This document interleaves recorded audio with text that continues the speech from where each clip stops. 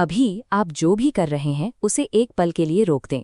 अपनी सांसों पर ध्यान दें और महसूस करें कि अभी आपकी किस नाक से हवा का प्रवाह ज्यादा है। हम अक्सर मानते हैं कि हम दोनों नथुनों से एक साथ बराबर सांस ले रहे हैं। असल में हमारा शरीर एक लयबद्ध चक्र का पालन करता है, जहां एक समय में एक ही पक्ष हावी होता है।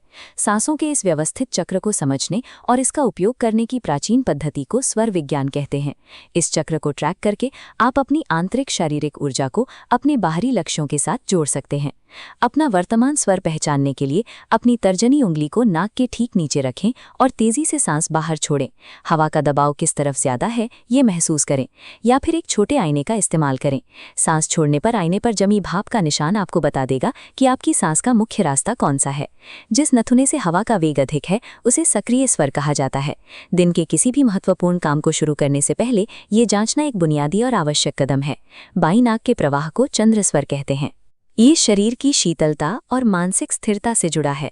जब ये सक्रिय हो, पानी पीना, पढ़ना या स्वास्थ्य सुधार के काम करना अधिक प्रभावी होता है। दाईं नाक का प्रवाह सूर्य स्वर कहलाता है। ये ऊर्जा, गर्मी और मेहनत का संकेत है। ये समय कठिन विषयों के अध्ययन या व्यायाम के लिए उपयुक्त है, क्योंकि ये पाचन और शक्ति बढ़ाता है। कभी कभी दोनों नथुनों से हवा का प्रवाह बराबर महसूस होता है। इस संधि अवस्था को सुषुम्ना कहते हैं। इस स्थिति में किसी भी सांसारिक कार्य जैसे परीक्षा देना या कोई फॉर्म भरना शुरू करने से बचना चाहिए। सुषुम्ना केवल आंतरिक शांति, ध्यान और ईश्वर की आराधना के लिए अनुकूल मानी जाती है। जब हम अपनी शारीरिक ऊर्जा के विपरीत कोई काम करते हैं, जैसे शांत अवस्था में भारी मेहनत, तो थकान और रुकावटें महसूस होना स्वाभाविक है। जब आप किसी जरूरी काम के लिए घर से निकलें तो दहलीज पर खड़े होकर अपना सक्रिय स्वर चेक करें। दहलीज पार करते समय पहला कदम उसी तरफ का रखें जिस तरफ का स्वर सक्रिय है। कदम जमीन पर रखते समय काम के सफल होने का एक स्पष्ट विचार रखें। किसी मीटिंग के दौरान आप जिस व्यक्ति से बात कर रहे हैं उसे अपने सक्रिय स्वर वाले पक्ष की ओर बिठाने का प्रयास करें। ये शारीरिक तालमेल आपके आंतरिक मोमेंटम को बाहरी वातावरण के साथ जोड़ देता है।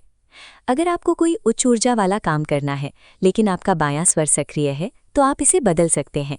हमारा ऑटोनॉमिक नर्वस सिस्टम कुछ शारीरिक क्रियाओं के जरिए नियंत्रित किया जा सकता है।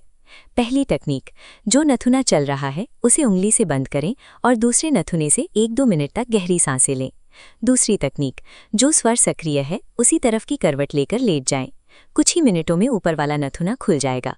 तीसरी तकनीक, सक्रिय स्वर की तरफ वाली बगल में अपनी मुट्ठी या तौलिया दबाकर हल्का दबाव डालें। इन विधियों के माध्यम से आप अपने शरीर की जैविक स्थिति को अपने काम की मांग के अनुसार ढाल सकते हैं। आपके पास अब अपनी शारीरिक ऊर्जा को समझने और उसे प्रभावित करने का एक व्यावहारिक तरीका है।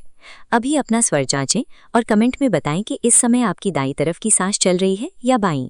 कल सुबह घर से बाहर निकलते समय अपना पहला कदम अपने स्वर के अनुसार रखने का प्रयोग जरूर करें।